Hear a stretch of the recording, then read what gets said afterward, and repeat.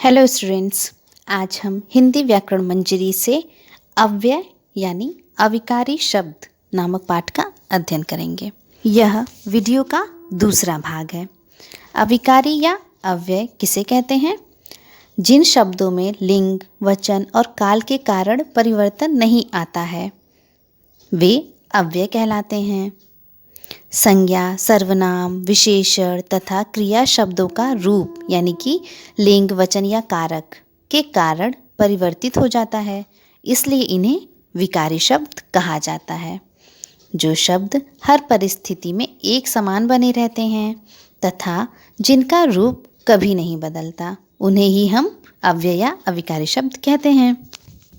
जैसे लड़की पेड़ के नीचे बैठी है या फिर लड़का पेड़ के नीचे खड़ा होगा। यहाँ पर उपर्युक्त उदाहरण में क्रिया और संज्ञा शब्द लिंग तथा वचन प्रभाव से परिवर्तित हो रहे हैं, किंतु के नीचे शब्द में कोई परिवर्तन नहीं हो रहा है।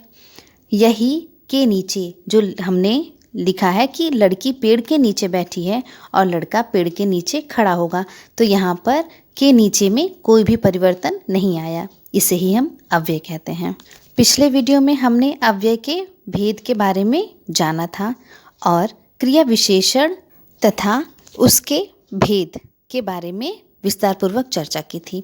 आज हम अव्यय के दूसरे भेद संबंध बोधक का अध्ययन करेंगे। संबंध बोधक अव्यय क्या होता है? उदाहरण के माध्यम से हम समझेंगे कि जैसे पेड़ के ऊपर पक्षी बैठे हैं और पेड़ के नीचे यात्री विश्राम कर रहे हैं, या फिर हमारे घर के पीछे आम का पेड़ है। उपरोक्त वाक्यों में सभी रेखांकित शब्द संज्ञा या सर्वनाम का संबंध वाक्य के अन्य शब्दों के साथ जोड़ रहे हैं।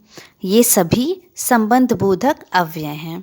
कहने का तात्पर्य है, जो अविकारी शब्द वाक्य में प्रयुक्त संज्ञा या सर्वनाम का संबंध वाक्य के अन्य संज्ञा या सर्वनाम शब्दों से जोड़ते हैं, उन्हें संबंध बोधक शब्द कहते हैं।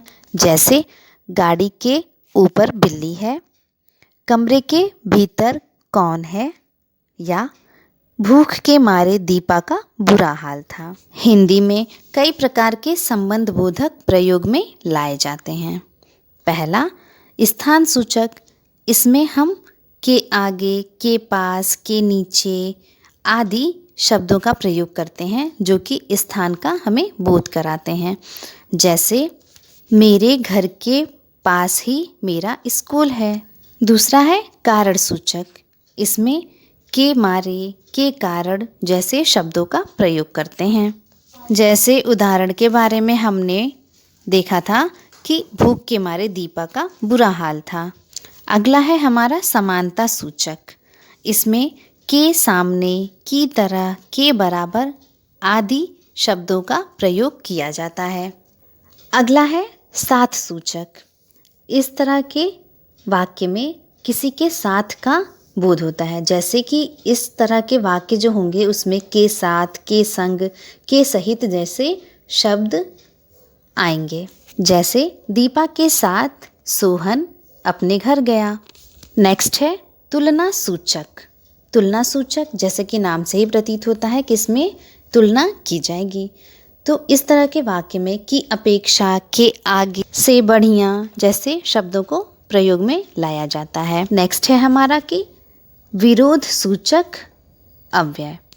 इस तरह के वाक्यों में के विपरीत, के खिलाफ जैसे शब्दों को प्रयोग में लाया जाता है।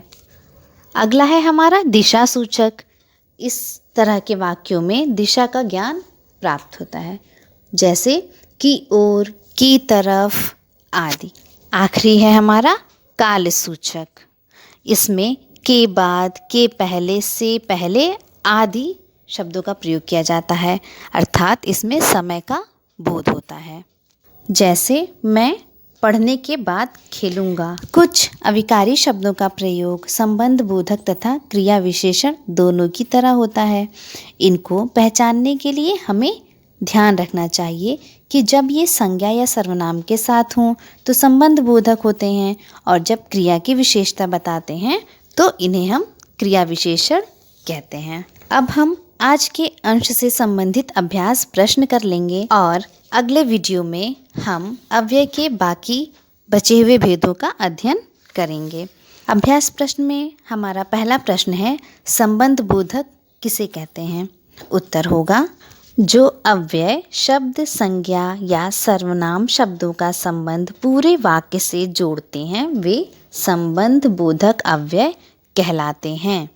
जैसे मेरे विद्यालय के सामने कैंटीन है और राहुल माँ के साथ बाजार गया। क्वेश्चन नंबर 2, निम्नलिखित वाक्यों को शुद्ध करके पुनः लिखें।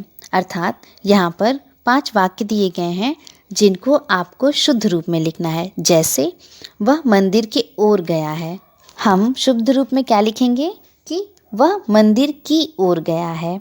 उसी प्रकार अगला वाक्य है, वृक्ष के अंदर में सांप रहते हैं, हम लिखेंगे वृक्ष के अंदर सांप रहते हैं। अगला वाक्य है, गर्मी के आगे बुरा हाल है, हम शुद्ध रूप में क्या लिखेंगे कि गर्मी के मारे बुरा हाल है। अगला सेंटेंस है हमारा कि मैंने यह चित्र कलम के बनाया है, हम लिखेंगे शुद्ध रूप में मैंने यह चित्र कलम से बनाया है। अगला सेंटेंस है हमारा, प्रिया नेहा में पीछे चलती है, हम क्या लिखेंगे कि प्रिया नेहा के पीछे चलती है। क्वेश्चन नंबर 3, संबंध बोधक अव्यय शब्दों से वाक्य बनाइए। यहाँ पर आपको कुछ शब्द दिए जा रहे हैं जिनसे आप वाक्य बनाएंगे। पहला के बाद, दूसरा के खिलाफ, अगला के संग, के कारण, की तरह। इन सभी प्रश्नों का उत्तर आप अपनी उत्तर पुस्तिका में लिखेंगे। इसके आगे का अंश हम अगले वीडियो में पढ़ेंगे। Thank you, have a nice day.